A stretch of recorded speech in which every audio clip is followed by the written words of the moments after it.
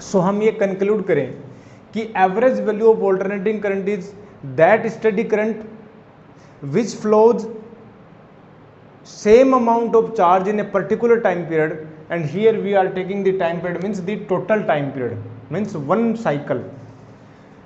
So average value of alternating current is that steady value, that steady current which produces which flows same amount of charge in a particular time period, that is flown by the alternating current in same time period.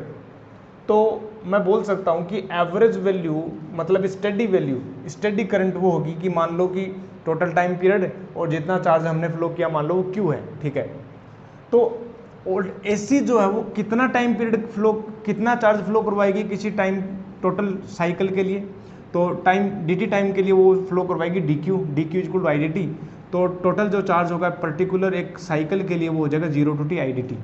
और यही यदि हम इसमें put करें तो अपने पास average value of alternating current ऐसे ये फॉर्मूला निकल के आता है।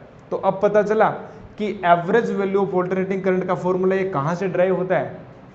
एक्चुअल में ये ड्राइव होता है उस कॉन्सेप्ट से, उस एवरेज वैल्यू की कॉन्सेप्ट से। हमने जो ऑल्टरनेटिंग करंट की जो एवरेज वैल्यू का जो डिफिनेशन जो हमने दी है वो डेफिनेशन दी है कि अमाउंट ऑफ चार्ज जो है वो सेम होता है, ठीक है। ये जो average value of alternating current है, जितना चार्ज फ्लो करवाती है किसी पर्टिकुलर टाइम पीरियड में, उतना ही चार्ज जब ऑल्टरनेटिंग करंट खुद जब फ्लो होती है उस सर्किट से तो उतना चार्ज फ्लो करवाए, ठीक है ना।